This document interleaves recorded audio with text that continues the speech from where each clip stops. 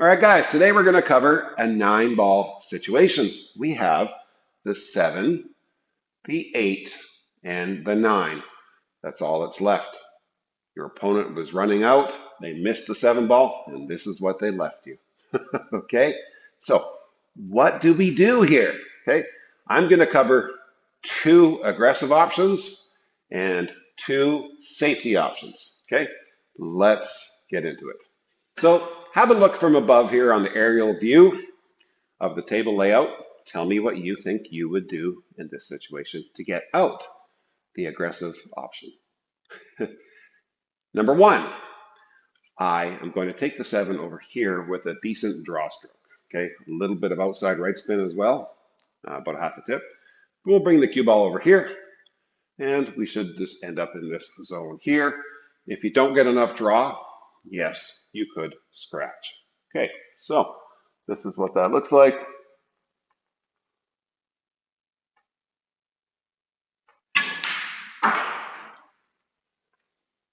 All right, perfect. We have a great shot on the 8 to the corner here, and we'll likely have a very good shot on the 9 after. Aggressive option number 2. We're still going to take the 7 to the corner there. But instead of playing a draw shot, we're going to play a stun shot. All right, so we're going to kind of use the natural angle of the cue ball path, more or less on the tangent line. Okay, our tangent line is going to be here. All right, so maybe just a hair above the tangent line, we'll see. And we're going to play the 2 rails back into this zone here, maybe even the 3rd rail. Okay, the danger is you can crash the 8 or get a little too close to the 8, but it still is a viable option, guys. Check it out.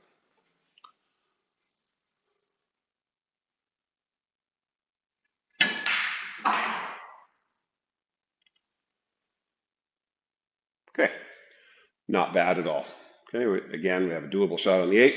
We should be able to have something on the 9 after. I know I promised you 2 aggressive solutions to this problem. I'm going to cover a 3rd real quick. We're still going to take the 7 over here to this corner. But this time we are going to play a more center ball shot from this distance. That means the cue ball is still going to have a little bit of forward rotation on it, meaning that we're going to hit a little further out. Okay, so if we hit here, we're going to hit here. We're going to come right through the gap, and we're going to come out here for a shot on the 8 to the corner. What's the risk? You got it. Okay, so nonetheless, it's an option, so check it out, guys.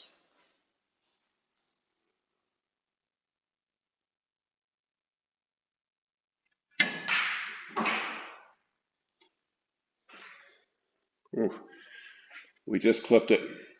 We got a little lucky, but we're in a good position here. All right, let's try that one again, guys.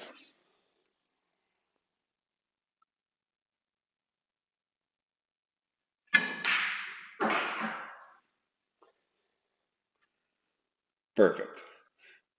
But we did get close to that side pocket, didn't we?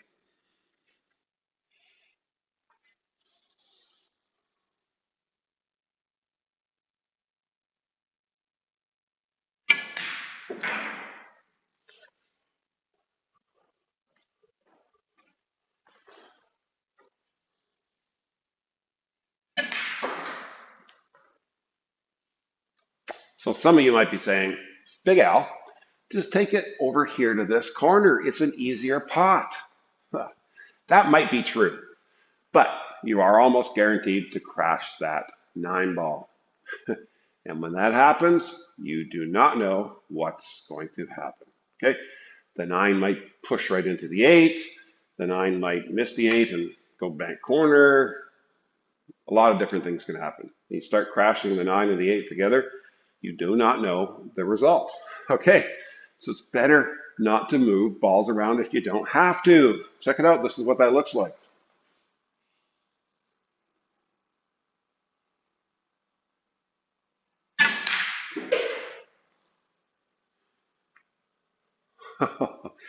We just about got the 9 bank corner.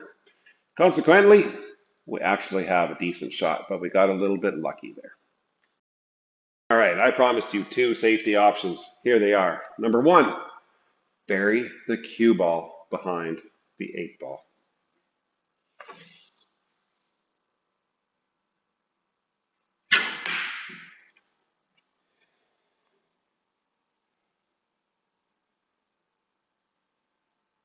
Perfect. All right, number two, safety. Leave the 7 ball over on the rail over here, preferably behind the 8 ball, and the cue ball over here. But even if you don't hook your opponent, you're going to leave them a very difficult shot. Check it out.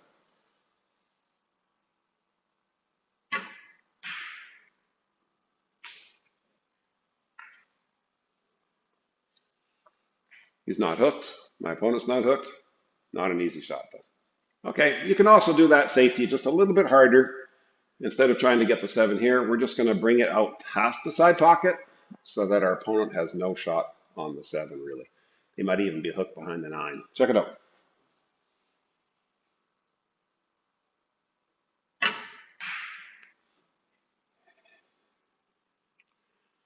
Perfect. Yeah, they can see a little bit of it, but still not that easy of a shot. It doesn't go to the side pocket. They're mostly hooked behind the 9 ball in this situation. So those are some safety options. All right. So let's get into why we practice this type of shot. So when you're faced with this type of shot, if you go, oh shit, what am I going to do now? If you have no idea and you feel very uncomfortable with this shot, you need to be practicing these types of shots, guys. All right. You should be able to put this in almost blindfolded, all right, without even thinking about it. Bang.